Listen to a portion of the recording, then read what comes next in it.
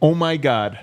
One of the best Olympic basketball games I've ever watched. You're talking about Canada, France? No, I'm not talking about that one, but we will talk about that one as well. And Jamal Murray's tough end to the summer. This is DNVR Nuggets.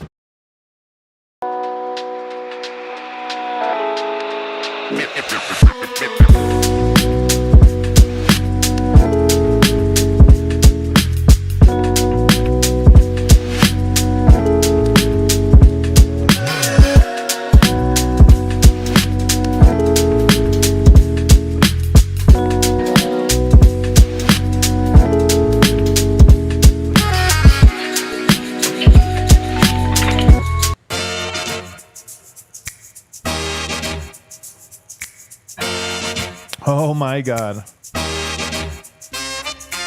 My goodness. What is up, everybody? Welcome to the DNVR show.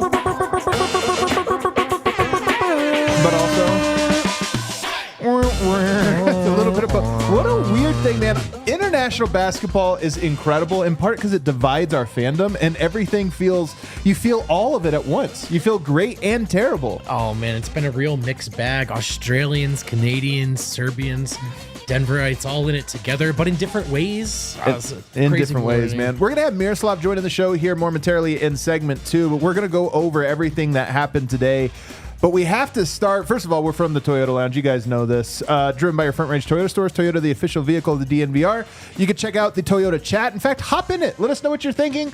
Stick to English if you can, Serbians. We love you. We're going to celebrate Serbia today, but stick to English if you don't mind. Let's start with, it's weird, man. You just said it before we went live. We felt amazing. And then that Canada game kind of took the wind out of our sail, but they're separate thoughts. Like, we got to separate them. No, there's a winner's lounge and a loser's lounge to do here, live from the Toyota Lounge. Let's shake it off let's do the winner's lounge, because the most incredible game of the entire Olympics happened at 6:30 a.m. Denver time today, as Serbia hosted. Oh, I guess they didn't host. Serbia took on Australia. They were the higher seed. In this game, man, you get up at 6:30. And it had all the drama. Can I do a fast breakdown real quick? Yeah. I actually took notes this time. Jokic started this game, set a very passive tone. I was actually furious. Agreed. He got the ball in the post a couple times, held it for 5 seconds, and then just passed it right back to the guy. And you could tell all of the Serbian players were kind of like, oh, okay. All right, I guess we're just working the ball around. I hated the energy he set, and it allowed, because in an early game like that, you want to see who's going to control the tempo and who controls the pace. Australia saw an opening. They left the door open, and they ran through it. Australia picked the tempo up in this game, and Patty Mills, unbelievable performance. I was worried about it. This was the matchup I was worried about. Patty Mills, off the dribble, fast, shaky little guy, tons of confidence. 20 points in the first half. Dude, we talked about it yesterday. You said over 60.5. I thought, I don't know, man. Is international Patty Mills superstar a thing of the past? Maybe he's a little too old. No, he hit the over in about 12 minutes, real time. And it was not like, look, guys catch fire. Yeah, but it was comfortable. Like, the shots he was taking and making were not like, I mean, they were lucky in that he doesn't hit those every time, but he knew what he was doing. He knew what the assignment was today, and he went out there and just took advantage of it. And he was unbelievable. I have so much respect for Patty Mills. I love Patty Mills. I'm a Patty Mills guy now. Well, I've always liked him. I'm a Patty Mills guy. Well, he was one of the first, like the OG, this guy is way too good for his country. Yeah. And now Jokic has turned us all on to international basketball here in Denver. So we know that those guys are out there. But Patty Mills is the OG. Watch out for this guy when he plays for the Aussies. And he still got it, and he had it in abundance today. It was electric. Yeah. And we worried, man, about Serbia's perimeter defense matching up with a guy like Patty, and it didn't take long for that to snowball. And again, it's the energy. What are we going to play? Like, Serbia's big, and they play two centers, which we'll talk about. Are you going to play bully ball and slow things down? Are you going to speed it up and play this transition, ball popping, get the shots up? Well, Australia said, if they're not going to do their style, we'll do ours, and they took control. Jokic was a -9 in his first stint. Then he comes out of the game, and the wheels were off. It was a crazy, I don't know what it ended up being, 30-5 run or something, an extended run between the end of the first quarter. And Australia took a 24-point lead. I honestly Look, I declared it over. Personally, I don't think I put this on Twitter or anything, but I was like, it's done. You can't come back from 24 down in the Olympics, but I was wrong. Also, shout out Josh Giddey, who was incredible. It was Mills and Giddey were basically their entire team. Jacques Landale did some dirty work and stuff, but those two guys were unbelievable. But Serbia finally made a run to end the half, and it was so important that they did. Knock down some threes. Jokic never gave up. He was playing incredibly hard. And the lead was down to 12. You go to the second half. Serbia kept making a run. I think there was 2 big runs Serbia made, but they coughed it up with like, when you're down 24, you can't have any mistakes. Yeah. It's like everything. You not only have to play hard and make your shots, but you can't fumble a pass. You can't, miss a rebound and now they get it. Serbia had one in particular that I thought was a backbreaker. I think it was down to 7. And Jokic missed the offensive rebound. They kick it out. Giddey hits a 3. I think they get another 3 after that. And you're like, you got to be kidding. All this work to cut it down, and they're not going to get it. And Jokic missed some bunnies. This was not, going into the final 5 minutes, this was a B game from Jokic. He wasn't bad, but he also missed opportunities and was not as aggressive early as I wanted him to be. And I was like, dang it, man. Jokic, if you're going to go down in the quarterfinals, not even get a medal, and we're not going to get a great Jokic game, that's the worst case scenario. Pesic took Jokic and Bogdanovic out together to end the third quarter and to start the fourth. I said they could only give him 2 minutes. With 2 minutes, they actually were fine. He left it an extra minute, and they went on like a 6-0 run. He calls a timeout, and he gets them both in there. But then Serbia takes the lead. Patty Mills gets Jokic on an island multiple times. I thought Jokic did a very good job guarding and defending him, but on the very last play, Patty Mills hit an insane pull-up jumper to send it to overtime. It was good defense from Jokic. Patty Mills was falling all over the place. Just throws up. You'd call it a prayer if it was any other player on any other day. But with Patty Mills, you're thinking, a prayer. But with Patty, you're thinking, it's probably going in. And it went in. And it inspired him to come out in overtime and take the immediate horse shot you've ever seen in your life. The funniest shot I've ever seen. But Australia actually took a lead. I think they had a 5-point lead in overtime. Yeah, they did. And then Serbia just hung with it. And in the final 2.5 minutes, I can't list off all the plays that Jokic made, mostly on the defensive end. He did have a jump hook. He had like a steal, a crazy tip off of the board, guards Patty Mills in isolation and holds his own, pokes another steal away, gets a block shot. He was everywhere. The last 2.5 minutes was a tour de force from Jokic of winning basketball plays that were unbelievable, most of them on the defensive end.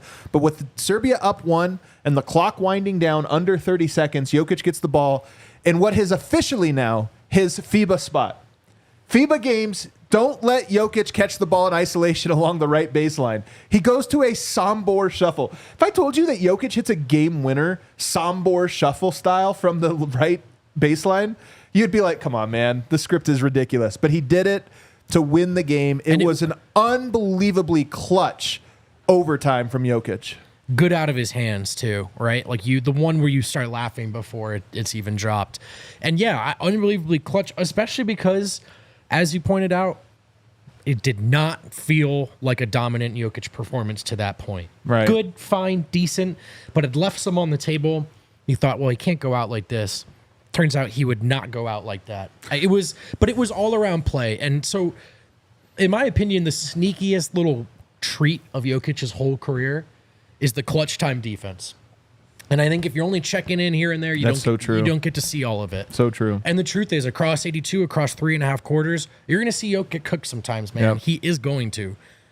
But if it's a close game, he's going to grab defensive rebounds. He's going to steal. He's going to deflect. The block shot on Giddey was insane, but like all the steals, the possession before Patty Mills hit the circus shot, the possession before Jokic got, you tweeted this out. It almost looked like he wanted the assignment. I think he did like 5 times in a row because they kept playing defense. He kept scoring. They kept getting pucks. I think Jokic finally was like, I'll just guard him. So he guards Patty Mills at the top of the key on a switch, forces a horse shit floater. Oh, like his defense on Patty Mills was crazy. He was really, really good defensively down there. And there were a few pick and pops, but like that happens to every center. Yeah. Welcome to the modern game. But he was slow to break on that one from McVay. On the one. Yeah. McVay, yeah. Who you don't, good for him. You don't really want to lose to that fella, you know? But Jokic, it was the all-around dominance and I think what we're kind of collectively coming closer to being able to articulate is just so many of the very best players of all time were so good because of what they can do with the ball in their hands.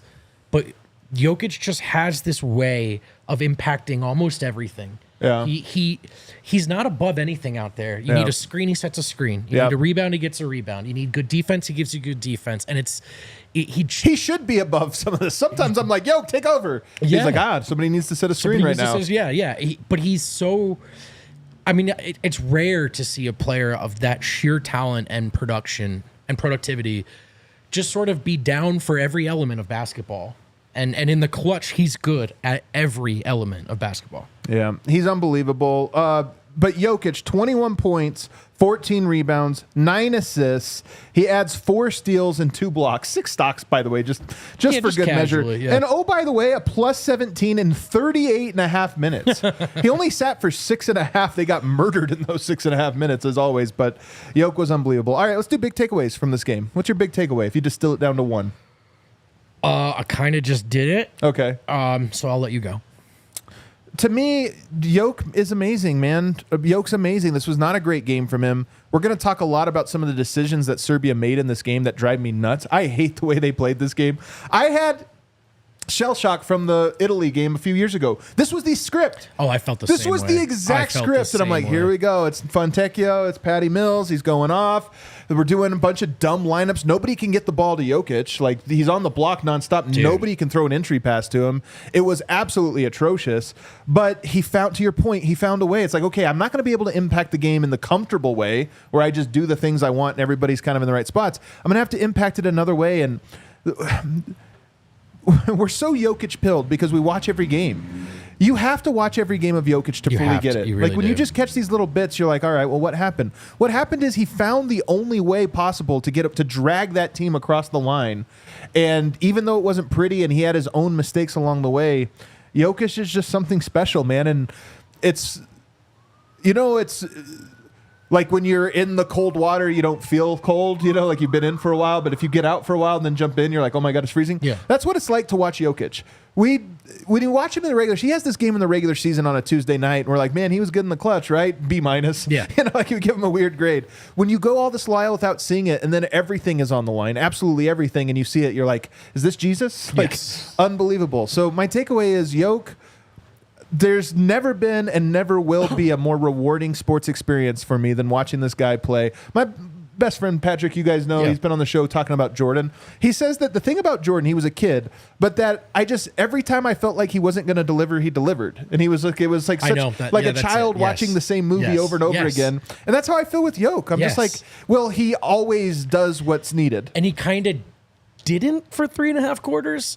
Maybe that's too long, but in a way that you just left the door open a little, and then he just did in the way that's like, oh, did you start to doubt? Did you forget who you were watching? He's unbelievable, and I do want to say, because there's a little bit of tension sometimes between Denver and Serbia, the fan bases, and it's like, well, Denver's only here because of Jokic. Yeah. And Serbia as well. That's one of the takeaways, so man. Team Serbia, man. This was the most everything in like Serbia. Together, dude. You know we love you. We know you love you. We love you. Everything that the Serbs will always say, well, nobody on this team could throw an entry pass if they could. Guys, nobody on Serbia could throw an entry pass today. Dude, it was running down their legs in that second quarter. Nobody could do it. This whole idea of like, oh, he should ask for a better team because he's carrying. Like, guys, that was the most carrying performance you can possibly have. So, yes, you're right. We're in it together. We're Serbia, all in it together. Denver. We're all in it together. Nuggets fans, same Serbia. Team. We're same Take team, us man. home, 15. Take us home. Take us home, man. It was incredible. And I got to say, huge shout out. And I know we have a bunch of Aussie fans. One of the cool things about this tournament is how much I've fallen in love with so many teams. South Sudan, Germany. There's all these teams that have an interesting style of play. Obviously, Serbia. But Australia, hat tip, man. That was a hell of a game from Australia. I love their style of play. They both have a NBA caliber talent, but I also just love they play like a true international style. Like they share the ball, they worked it around, they play hard defense, they're smart, they're tough. Huge shouts to them, including and especially Josh Giddey, who one of the things I love, I mean, we're talking about Patty Mills like he couldn't miss. Josh Giddey had the same points on the same shooting. I know. I was actually freaking out more about Josh Giddey because look, I know some people think by low he's better than people realize. He is. He was also recently benched because he could not hit a shot to save his life. Yeah. And that's what I mean about international basketball. I I think it really helps us kind of put a perspective on what a big role confidence and roles play in all of this. Like how much better above the threshold most of these guys are. And confidence can take you so far or it can ruin you. Yeah. Which might mention later in the show. Yeah, we really might. But I love that Australia team. I wish they weren't playing Serbia in round one. I know. Like we saw that awesome game with France. I kind of wish it was Greece, Serbia or something like that, or even Brazil or something. Because Australia really impressed me. And the last thing I'll say, and we're going to take a break, I've watched enough. I never watched international basketball outside of Team USA prior to Yoke coming into my life. Now I feel like I'm pretty experienced in how this stuff works. Like I get the rhythm of these tournaments with pool play and how they're different then the elimination comes. It's like in the NBA you have regular season and you have playoffs, and I think it's overstated how different they are because there are differences, but it's not that different. I think it's completely different when you talk about pool play to elimination round when you get into these little tournaments. And we're only talking about a 3-game sample size, but teams just have extra gears they get to. They play different rotations. They deploy different strategies. And Australia, it's like the Shaq meme. I wasn't familiar with your game. Like, oh, wow. I knew they were good, but I thought Serbia would handle it a lot more comfortably. They earned that overtime push, and unfortunately, Serbia had Jokic. That was the difference. Yeah, that was absolutely the difference. But Australia was really impressive, and I loved them. No, they were fun to watch. They played good basketball. They played fun, and I only hate one guy. Can you guess who it is? No.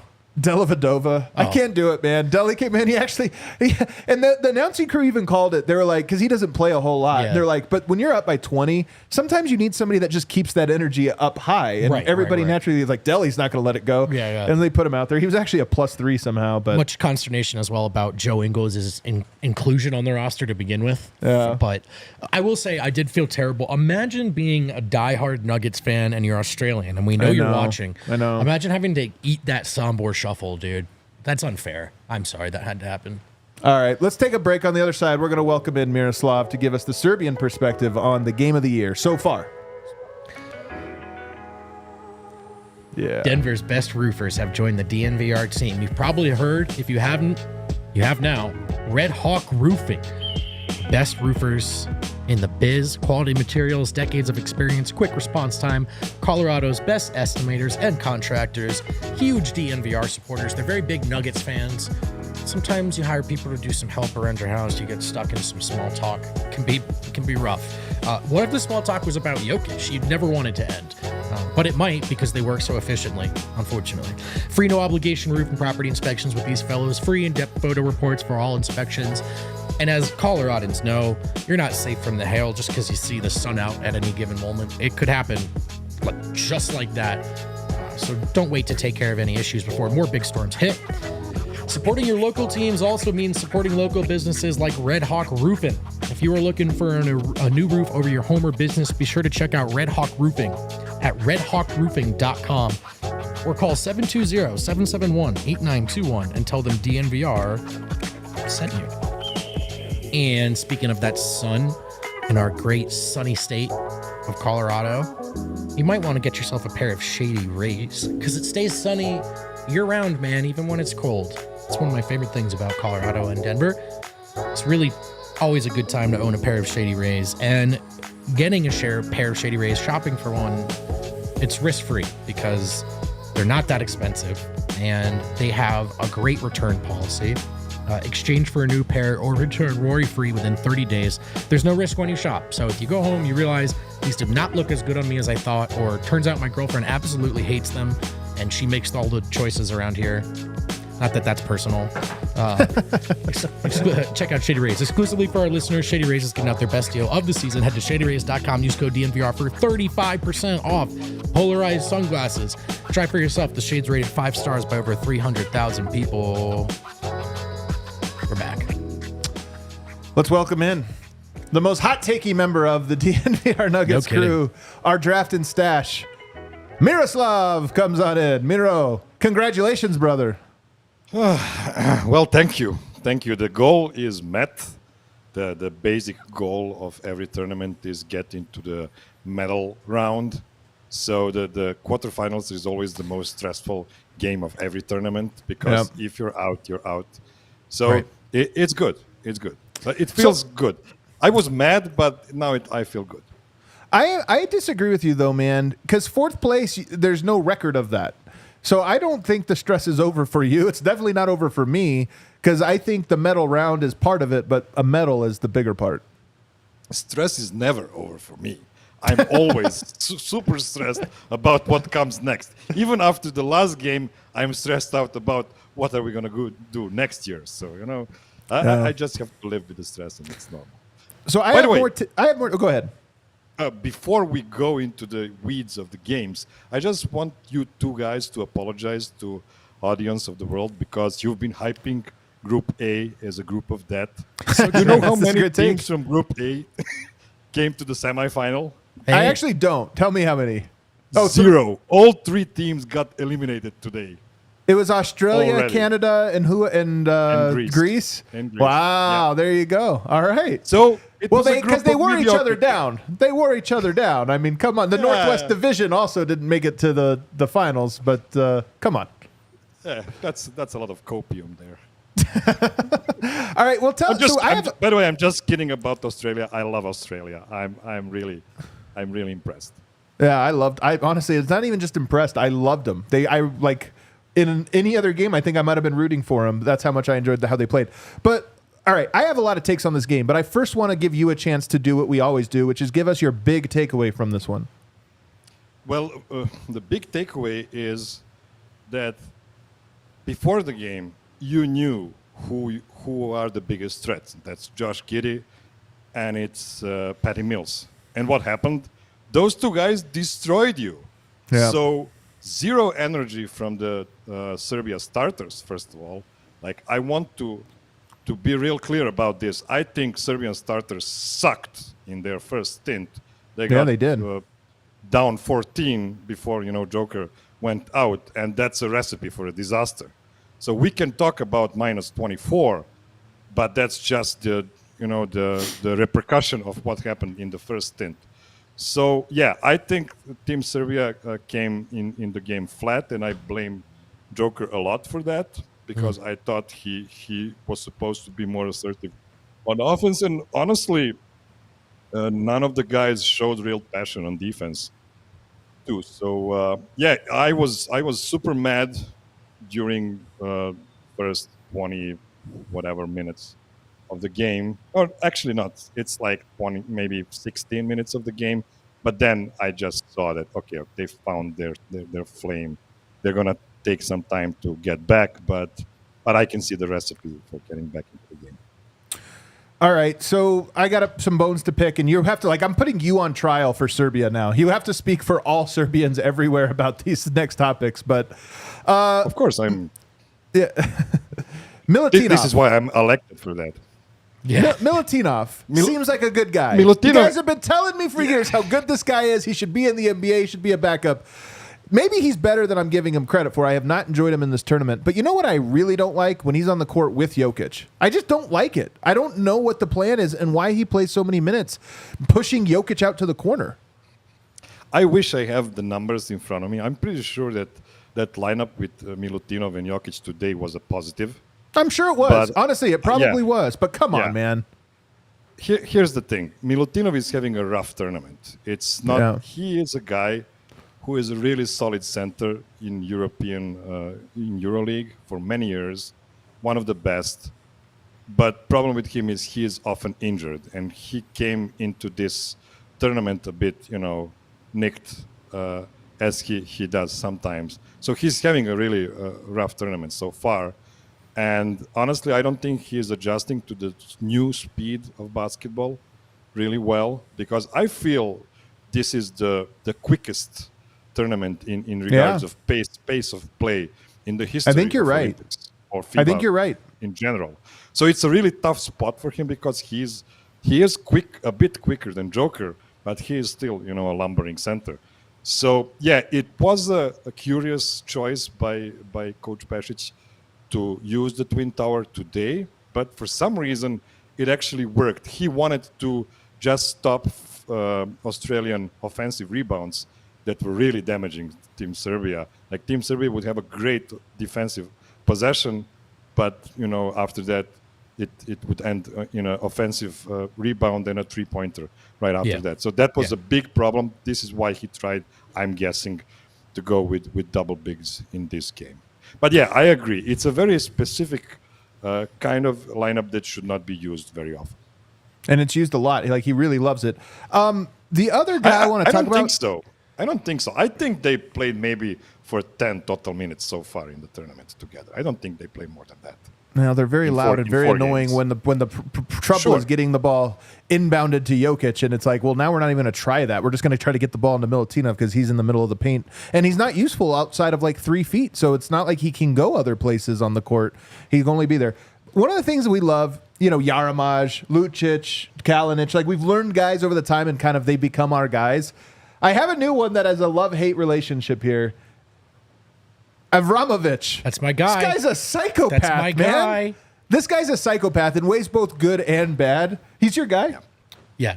He and Petrushev. Petrushev? Yeah, Petrushev. This guy's insane, man. He had a great game today and made a lot of big-time plays, but I'll be honest with you, he makes me uncomfortable. Avramovic is a guy that will go with his head where somebody wouldn't put their foot. Right. Yes. That's perfect. He is a head-first guy. Perfect. He is not afraid of anything, absolutely anything, which is, this is why he actually broke both of his hands and I believe both of his legs as well during his career, because he is really insane. He really is. He's a nut job. Yeah, dude. We love him. We love him because he is a nut job. He is a lovable nut job. And yeah, he will win you games, but he will also lose you games on the offensive side of the ball. Dude, but he was amazing today in the minutes he played. On defense. Yes, when things got disruptive at the end of the second and in the third, he brought a lot of good energy. And I was so ready to talk about how he had picked it up and turned it around. And then he just decked that guy in a horrendous situation to take a foul. He just, like you said, he led with his head. But I don't want to dry snitch Miro or get anyone in trouble. Is it possible this guy just does a bunch of uppers before he plays every single time? His eyes are wide as dinner plates. Yeah, dude. It's like turn and run away, kind of scary. You know that recreational drugs are not legal in Serbia. I don't know what that means. That's right. That's right. Good answer. I really don't know what you're talking about. All right, good answer. What about, I was a little underwhelmed with Bogdanovic. I mean, he wasn't a terrible game, but I kind of thought that this would be a game where he would just have more moments. 15 points, 5 rebounds, 6 assists, 6 of 17 shooting, so he was off. But are you concerned at all? Because he's been so good in this tournament. And then this game I thought was more of a B-, C+ game from him.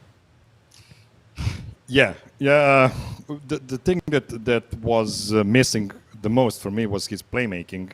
I thought he was out of his playmaking role today. I thought it was too much Vasa comparing to Bogdan in a playmaking role, and I don't love that kind of game. But you know what? I think it was a game plan by Australia. I think Australia played really well. I agree. Defense against him, so it makes sense. Like they oversold on him, like they oversold on Joker, and it brought them real nice fruits for a big chunk of the game.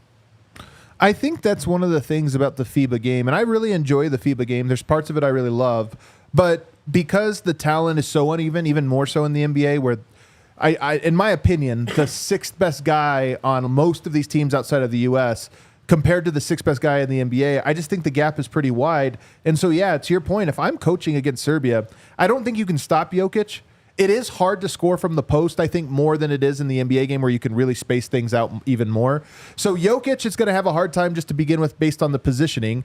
If you sell out on Bogdanovic, I think there's a real question of what else does Serbia have consistently. And tonight, Vasa did a good job. I mean, defensively, he was cooked every single time. But at least offensively, he did a good enough job making key plays and key shots. But that's one thing I would worry about for Serbia in their next 2 games. And they're guaranteed 2 games now. Their next 2 games, I just would be worried about. I would go after Bogdanovic and just live with whatever Jokic can do to you, because I don't know that there's a third answer.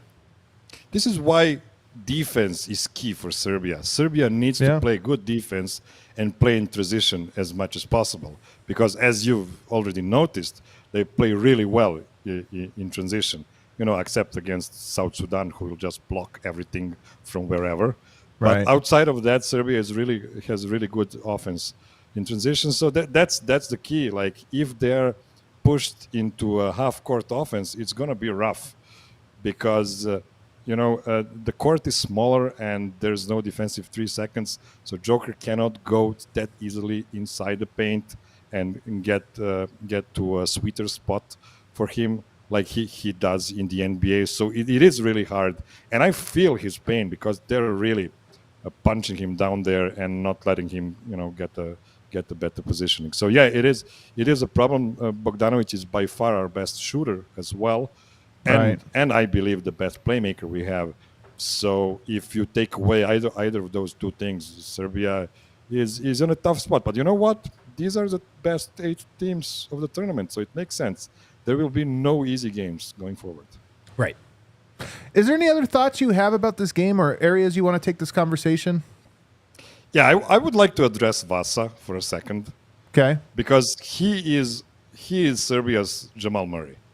He is our guy that frustrates us the most because we know how talented he is. He can't guard anyone, though. There's no upside there. That's my thing with him is I don't think he can stay in front of anybody. He is actually a better defender than what he's showing right now. I don't know what it is. Maybe it's his haircut. I don't know. But the thing about him right now is he will have so many frustrating moves, frustrating possessions, and then he'll hit that crazy 3 in last second, and then after that he'll hit 3 consecutive free throws.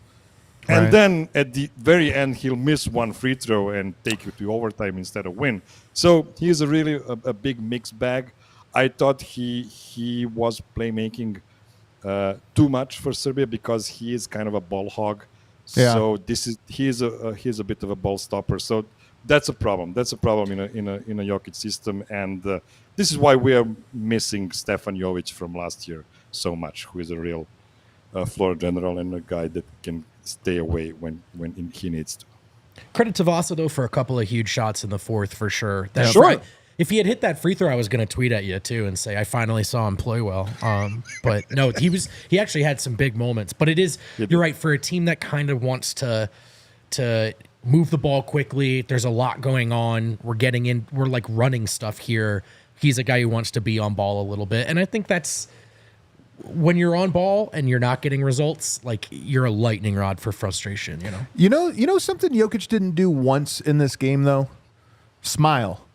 And I don't know if he's done it once in this entire tournament. Jokic has, we've been talking about it, but this has been the edgiest streak of games I've watched him play, and to come in clutch the way that he did. I mean, do you notice the same thing? Are we exaggerating this, or are you kind of noticing that Jokic is a little different than we've seen in the past? He really cares about this medal. He understands that he has only 1 medal to show for in his national team career, which is still 1 more than Giannis. But I digress. I digress. I know he wants this medal a lot. He has this workmanship attitude on this tournament.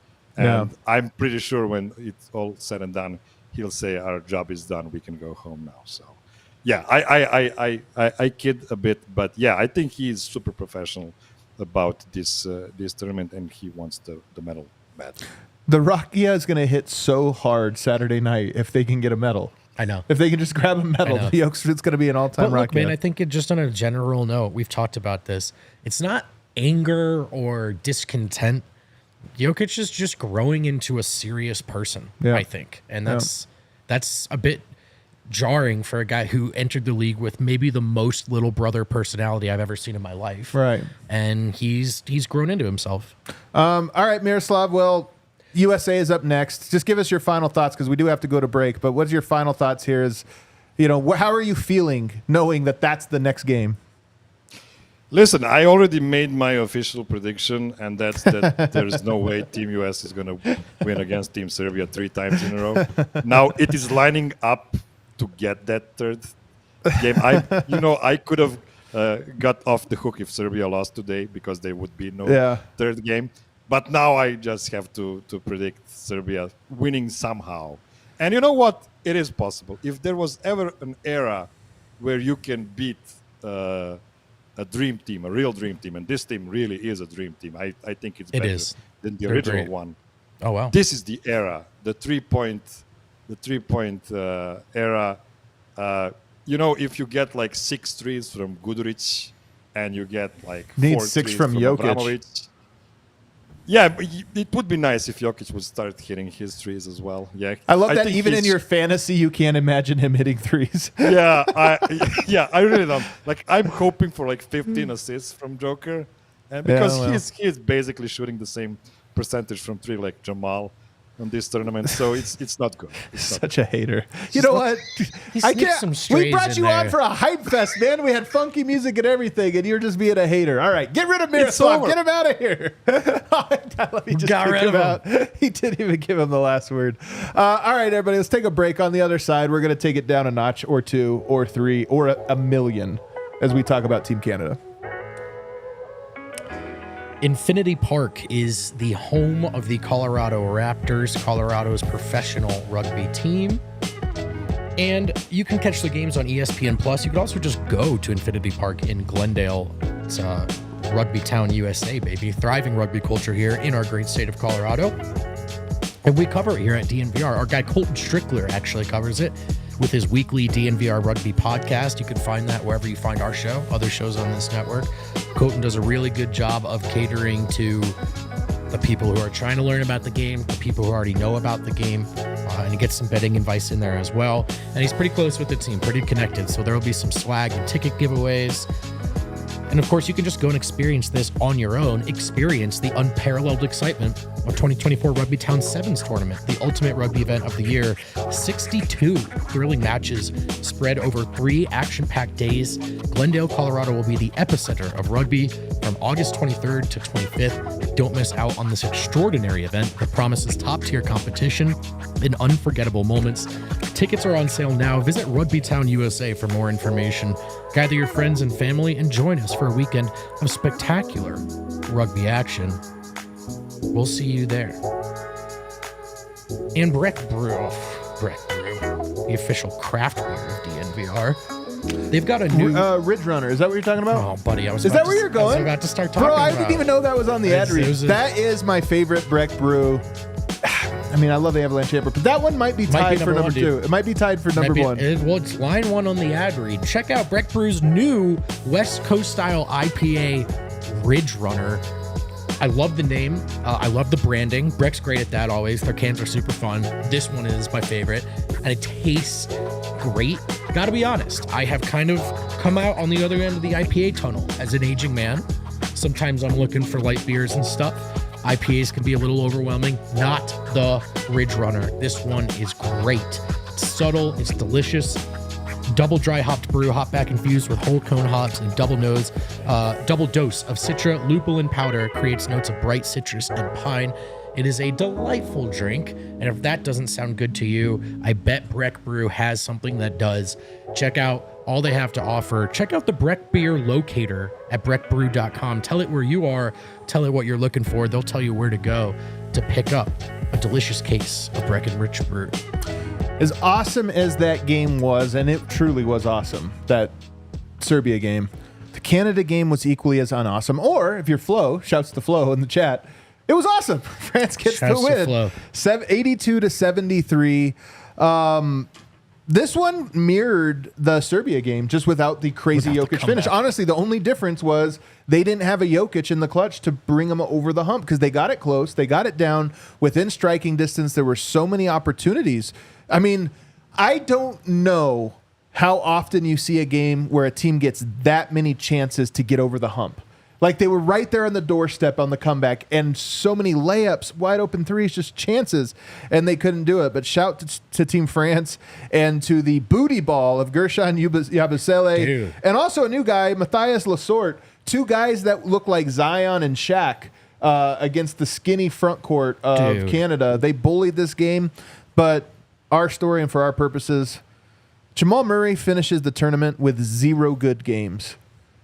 His performances in his 4 games ranged from absolute disaster and horrible to merely bad. This one, I would say, was probably a little more than merely bad. I mean, he was 3 of 13, so it was, That's the thing. I think it might be a disaster. I don't know. It was pretty bad. What do you make, man? What do you make of this? I think there are a lot of things going on. I think it is fair to point out for the 100th time, like, I don't think Murray knew what he was doing out there with that team. Yeah. I really do.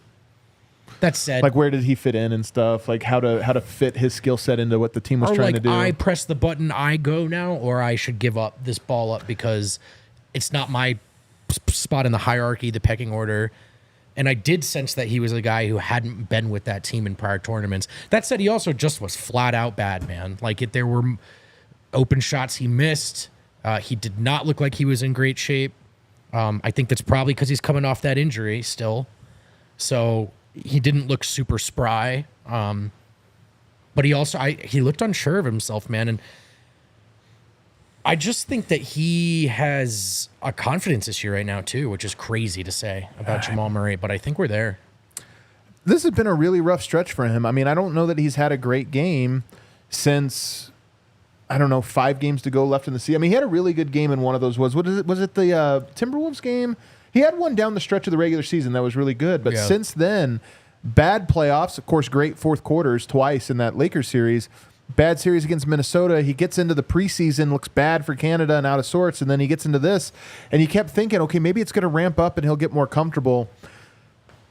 It's concerning. It's concerning to see him go this hard. And look, all takes are welcome. If you're watching basketball in August, you're probably a diehard, which means you've seen every perspective on Jamal possible. I think it is perfectly fair to be concerned with how unhealthy he looks. Yep. How out of shape he looks. Yep. How the part, though, that really gets to me that was more evident tonight than ever was the lack of confidence. Yes. He was still aggressive and like trying to overcome it, but he definitely doesn't have the swagger that you just expect of him, that we come to know of him. There was one where it's like a pick and roll with Dwight Howard, and I think Wemby kind of misreads it, and he goes under, and Jamal's wide open. And he's got a 3, or he's got to step into his mid-range. Like, we were watching it, and you could see he didn't take the shot. Like, and it was like that. Peak Jamal makes that move, steps into that shot, doesn't think twice, and drains it. And so there was, like, for a guy who I think we're so used to being confident, if nothing else, I thought indecision was really the biggest word for him throughout this tournament.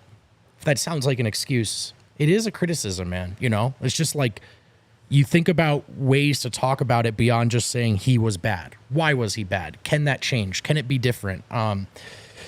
But like, look, if you were hoping to see Murray come out and light the world on fire to feel better, you got the opposite. And I don't think Jamal Murray is suddenly a useless player. I don't.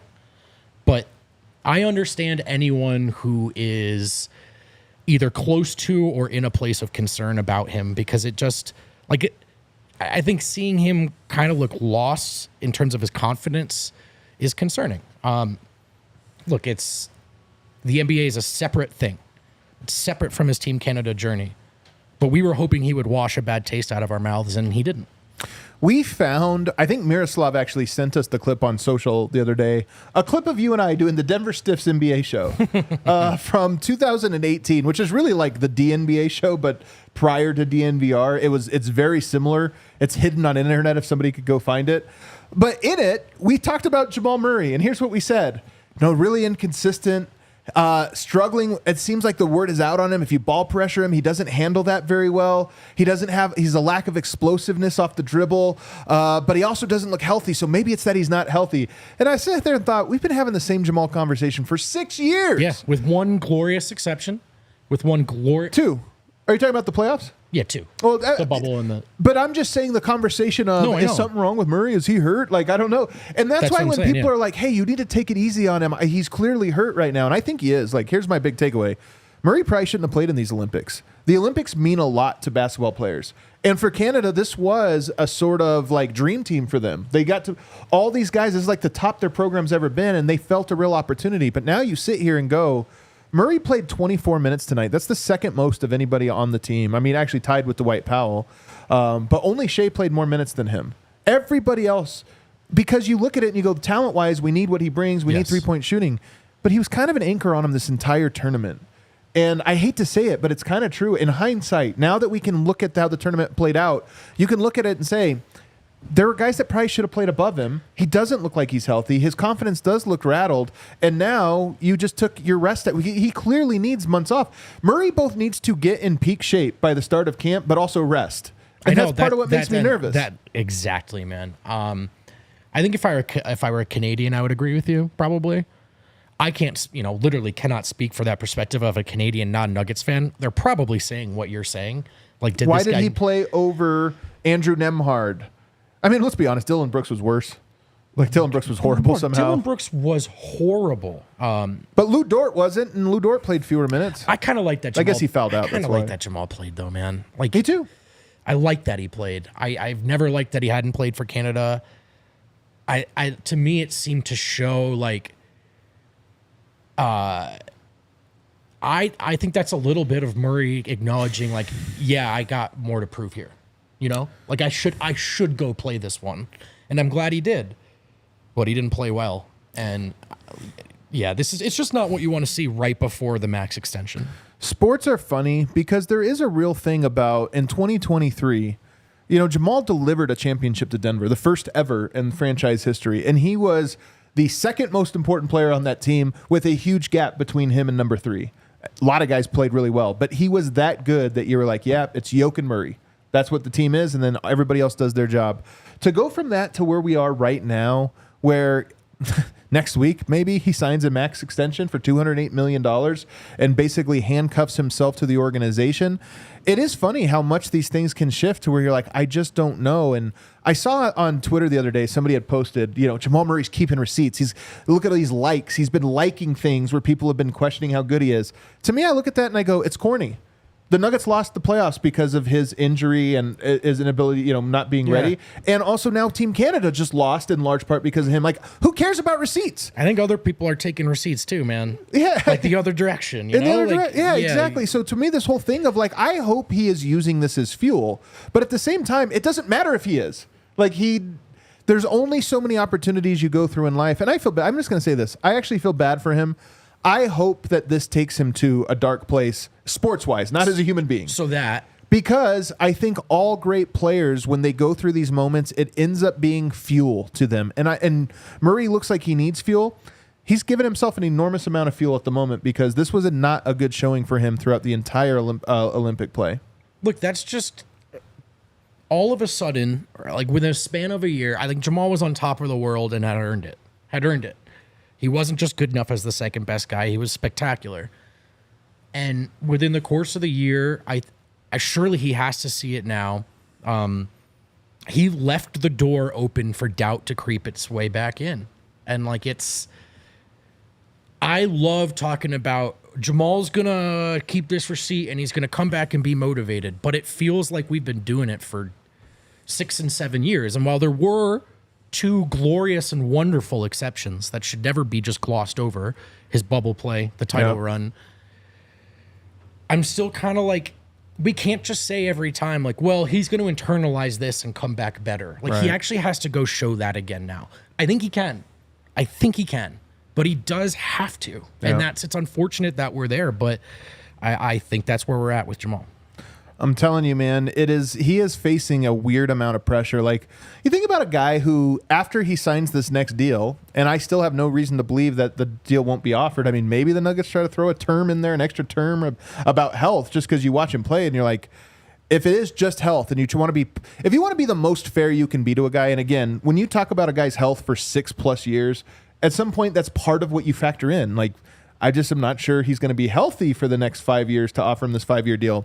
But for a guy that's about to sign a deal that will give him roughly $450 million in total career earnings to date, he has a lot of pressure. That's what it is. You would think it's not pressure when you sign that. But the truth is, he comes into a team now that I think probably rightfully has some doubts about whether he's the guy or not. Yeah. And even he himself has to look at this and go, I've let, in some way, if he's worth his salt, he in some way has to feel like he let Canada down and Denver down. So at some point, he's coming into this next year with an enormous amount of pressure. But I don't know if it's better for him to rest for the next 8 months or to work out. That's the thing I can't figure out. Right. If he's healthy enough, I'm glad that he played. I really am, even if it didn't go well. But he also sure looked like a guy that didn't look healthy.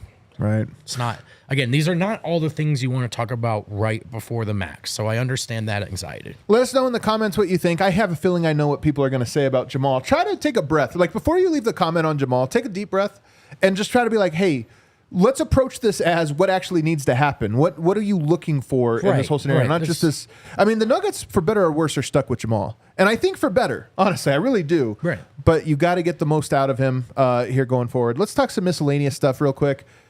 Larry Markkinen, the most coveted gettable trade piece on the market, has just signed a long-term deal with the Utah Jazz. So here's the thing, Vogt. There's one bad team next year, maybe two, depending on what San Antonio does and which way things break. Then Portland is going to be bad. Everybody else is good. Utah's a bad team. They're kind of good. And now the rumor is they might be signing him because they think they can get Brandon Ingram for cheap, like a Walker Kessler type package, something they weren't even valuing anyway, maybe a John Collins. I look at that and I go, they're not good enough to be good, to compete, but they are good enough that Utah's a tough place to play. And now you're looking at the West and going, Denver's going to have to play 40 games against the West next year, and only potentially 4 of them should be gimmies. Yeah. I mean, I don't love that they never seemed too keen on tanking to begin with. Like they wanted to stay some kind of competitive. I know, but we kind of hoped they would anyway. I know. Cooper Flagg feels like a Jazz. Yeah, that's a good point. You know what? I'd rather I don't know why. You know what? I'd rather they just try to take 3 games from Denver this year. Don't get Cooper Flagg. Fine with me. That's actually probably that's true. much preferable. Here's the thing: it has always been sneaky annoying playing Utah. Always. Denver's won twice in the last 5 years. Yeah. And Lowry's just straight up good now. He by the way made his leap from international FIBA legend and this translates in the NBA. Yeah. But no, I mean, look, it's inconvenient, but it's not a game changer. Like it's always been that's always been a thorn in the side matchup for Denver, and doesn't change here. Yeah. I just look at that and I go, it's margins. It's not the biggest deal, but Denver does always struggle at Utah, and now Utah has a real team. Whereas before, I thought maybe they're not going to have a real team. They're going to basically be an exhibition team. Yeah, I get it. And when you talk about Denver and what's their overall record going to be, the West, the number 1 seed in the West, I still think it'll be Oklahoma City, and they might get to 60 wins. I think everybody else might be in the 54 range. I agree with that. I think that the top tier, like 54, might be impressive, and it's just something to keep in mind with how competitive that West is in the middle portion of it. I think since we've been doing Olympics, I've been enjoying these Olympics quite a bit, man. In large part, as I've mentioned, my daughters this is the first time that they're old enough to really pay attention and to be involved in it. My oldest, kind of glued to the television, especially for swim. She's a swimmer. Yeah. And so she's been glued, and I really feel like it's taught her what swimming is. She didn't know that before, but now she's like, they had these awesome animations. Have you seen these, Kale, where they show you how to dive into the water and stuff? I'm telling the broadcast has actually been really, really top quality this year. NBC I think they've is been doing great. Yeah. NBC is honestly like, they know what they're doing. I'm hopeful that they're going to do a good job with these NBA rights, but it's been awesome to watch. And I thought it'd be fun to snake draft here on a Tuesday. We don't always snake draft on Tuesday. We're going to snake draft Olympic events. Gosh, I'm so underprepared. We need some parameters here, though, okay? We're not going to be able to do swimming everything. So you're going to have to just do short distance, long distance for like if you're doing an Olympic event. You know what I mean? So we can't do, you took the 50, I took the 100. Like that's the same thing basically. Same with track. So we're able to draft individual events then? I think so. So like I don't have to take track as a whole. I can take high jump. That's like, come on, man. Track is half of the Olympics. But yeah, I'm just okay. No, it should be events, but we'll do it for like short and long. Okay, cool. More or less. All right. Short being 200. Long being 400 and longer, type thing. In that case, I'll open up with track short. So you mean sprinting? Yeah. Sprinting. Brother, okay. You just explained your whole short thing just a second track ago. Short. Yeah, I'm following your rules. Track short. Track short. Sprinting. Sprinting, I think is pretty good. Man, I did not want to have a pick this early. I wanted to kind of sneak. You know what? I'm going to go to women's gymnastics. I'm going to go to the women. Actually, that's too much. That's too broad as well. I'm going to go to the team all around. Team all around. Team all around. I love the team all around. Because that one, it's the whole team. Everybody has their own little part to play.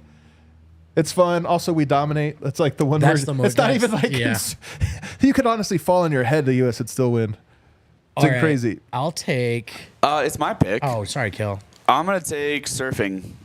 Man, I haven't watched any surfing this Olympics. Has it been dope? It's super fun. I've only seen the photo. Competitive surfing is like kind of crazy because they have to like like there's so much that goes into. I knew none of this, but Yeah. like the size of the wave is obviously going to be different day to day. So like Yeah. there's like a difficulty rating that the judges Really? give, and then like the tricks are sometimes just insane. Anyways, Is it like skateboarding where you're just doing as many tricks as you can in a minute or something? Or like, No, it's like you basically like you're trying to do like it's different event to event, but you're basically Okay. trying to get like you basically have 3 big hits like Yeah. per time you go. It's you know really what? cool. Would you rather stay in the Olympic Village with all these athletes from all over, or in the Tahiti Olympic Village, much smaller, but it's in Tahiti and it's like, surfers? I would rather be in Tahiti with the most beautiful people on the planet. Yeah. Well, I think the most beautiful people on the planet are in the Olympic Village as well, but there you go. What else we got? Let's ask Marlo. Just kidding. I'm gonna take. I'll go skateboarding.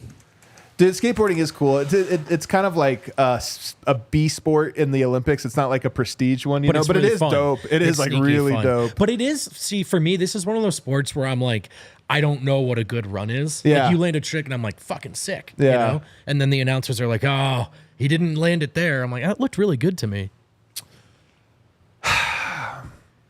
I'm gonna take beach volleyball. I think beach volleyball. That's a So good speaking pick. of Marlo, I'm going beach volleyball. It's a fun sport, man. It's also impossible sport. Those guys are really impressive, and gals. All right. I'm going to wax you guys here. Swimming, please. You can't. Which one? Short. But no, sure. But what? Like the freestyle, the medleys, the relays. Oh, can I take a relay? I actually like the relays the Yeah, the most. team medleys, The relays are the swimming relays. Most fun to me. swimming, relay, short. Kate Ledecky is the GOAT, but like just wake me up when she wins by 5 minutes, I know, like the yeah. distance stuff doesn't do it. And then this one's for Harrison Wind, who I believe is watching right now. Indoor volleyball. Put it on Oh, the indoor board. volleyball is also dope. I wonder which one Marlo likes more. He's more of a beach guy, or is he a team guy? I Well, don't he's remember. calling the beach volleyball, Yeah. but I think he did team, right? I think he did as Indoor? well. That's what I could. Sorry, Chris. Yeah, we don't remember. I'm gonna lose it here if I pick the one I really want. I'm gonna go with the swimming freestyle short. This one's just like the sprinting where it comes down to like it's so close every single time. true. You need the- It's so dope though. Freestyle short, short freestyle, whatever you want to call. Yeah, Short. yeah. That one's on my list. All What right, do you got, Kale? Kale? What do you got? Back to back where do I picks. want to go? I'm going to go. Oh man, there's so many good ones still on the board. There are a lot of good ones.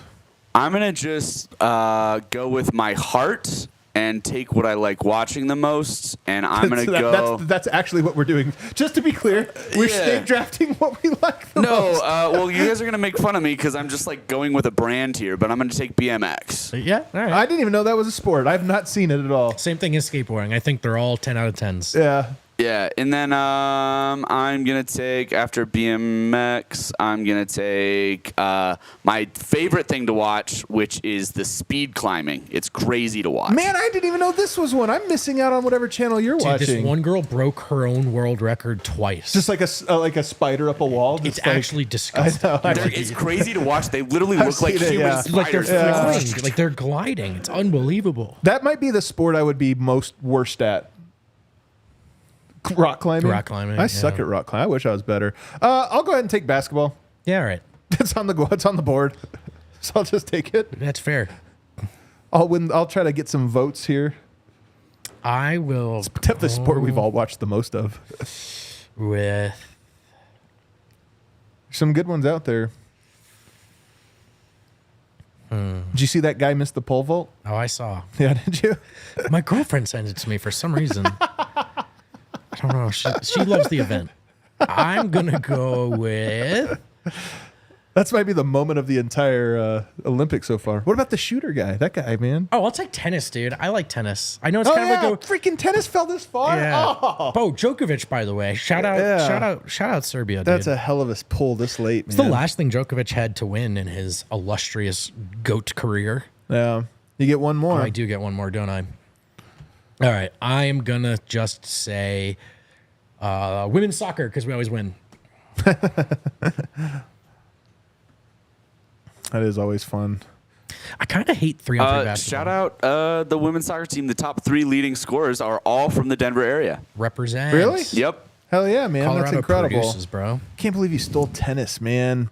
I'm going to take handball. It's actually pretty dope. It's a cool sport. It's fun as hell. Literally only an Olympic sport. It's the curling of the Summer Olympics, but it's awesome. And I've watched like 3 games. They all have been great. Did you ever play it in gym? growing I've up? never even, no. We used to set up team handball. It was the best.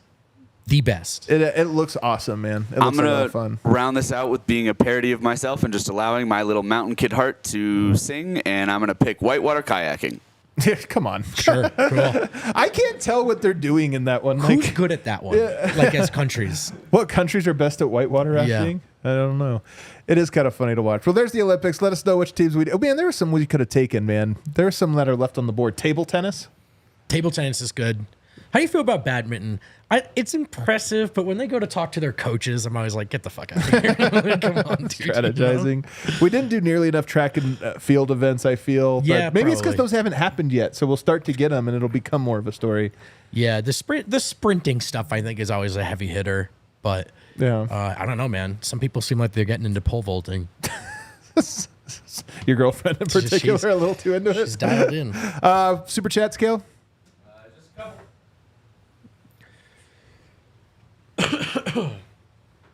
Flonk. Check crowns. Flunts.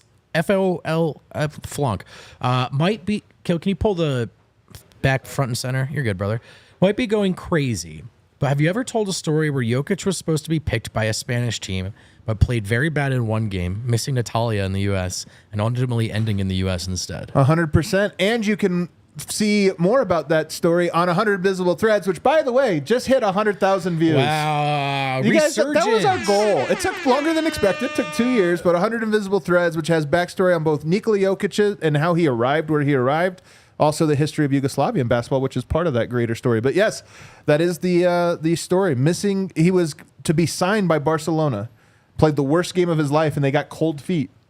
Arturas came in the meantime, and Yeah, the rest made is the deal. history, as they say. Mr. Exquisite Nugget. Bruce Brown over Jamal, in my opinion. Don't ask why, vote. I'm covering this topic in my show. Serbia win, Canada loss. All good, though, fellas.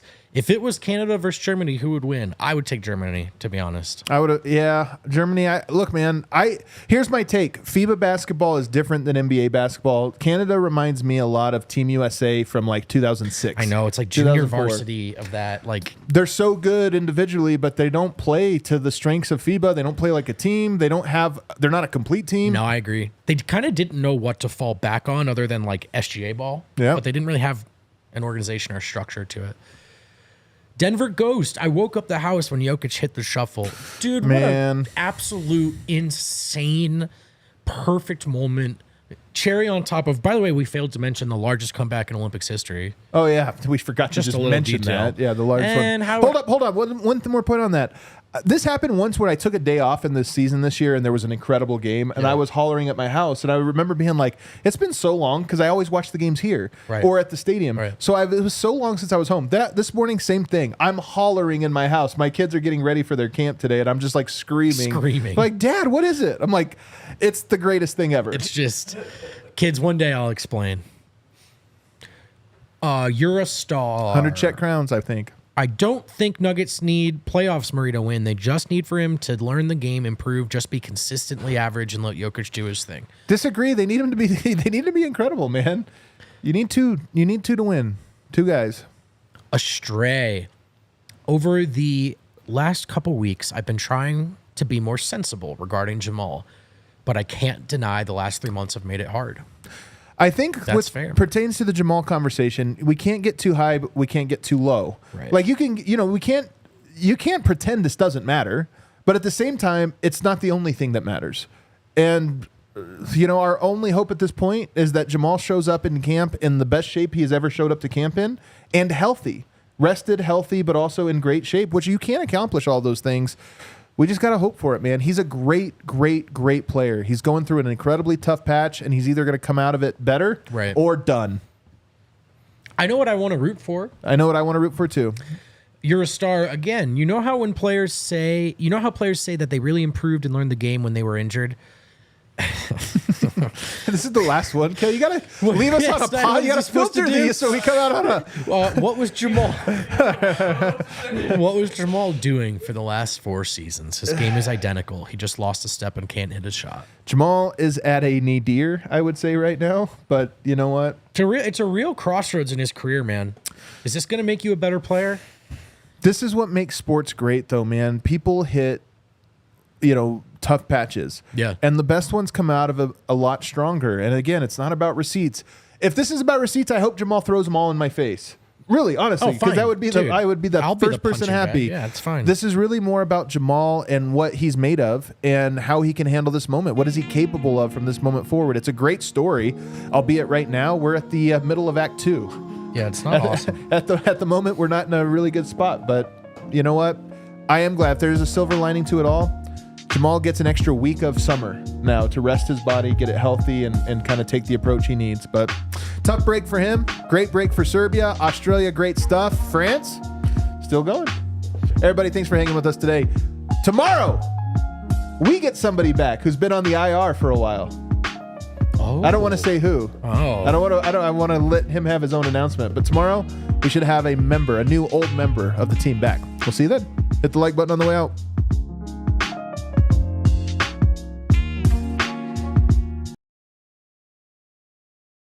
We